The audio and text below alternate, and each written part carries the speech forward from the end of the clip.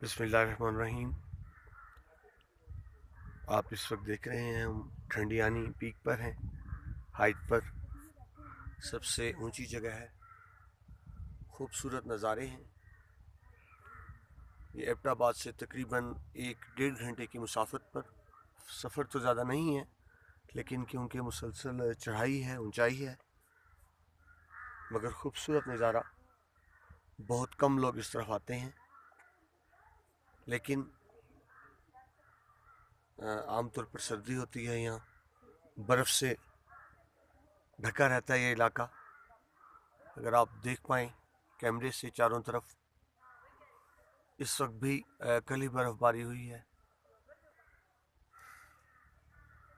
कहा जाता है कि सफ़र वसीला ज़फ़र, कामयाबी का ज़रिया, भी कायनात को समझने का, हुस्न और ख़ूबसूरती को देखने का तरीका भी।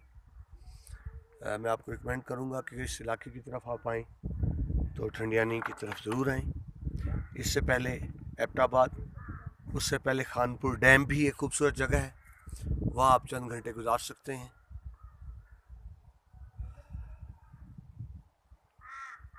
जिसके बाद यहाँ एक पुरफ़िज़ा मकाम मरी में आमतौर पर, अब क्योंकि रश ज़्यादा हो गया है, वहाँ कुदरती खूबसूरती उस तरह से नज़र नहीं आती। बड़े बड़े प्लाजे, होटल्स, रिज़ॉर्ट्स बन गए हैं, लेकिन यहाँ आपको खूबसूरती कुदरती हालत में आपको नज़र आती है। आप देख सकते हैं, अगरचा बहुत ज़्यादा नहीं है, चंद एक होटल्स ही हैं। खाने पीने का भी बहुत कोई अच्छा इंतज़ाम नहीं है, लेकिन घूमने फिरने की हद तक मैं आपको रिकमेंड करूँगा कि आपने खाना खाना हो तो आप एबटाबाद से ही खाएँ। और अगर यहाँ से वापसी पे जाना है, हाइकिंग है बहुत खूबसूरत।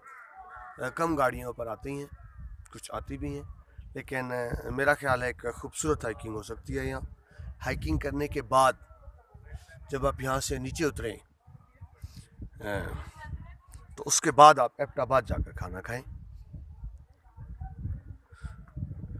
अल्लाह के नज़ारे देखिए, कुदरत की खूबसूरती से लुत्फ़अंदोज़ होइए। ये आप देख रहे हैं इन खूबसूरत हसीन नज़ारों को ठंडियानी में। मैं मुशर्रफ महमूद आपसे मुखातिब हूँ।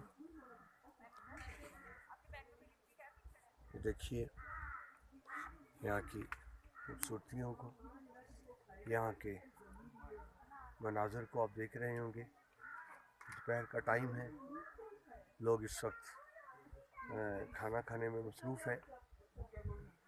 आप भी आइए, देखिए इस खूबसूरत जगह को और इन खूबसूरत नज़ारों को।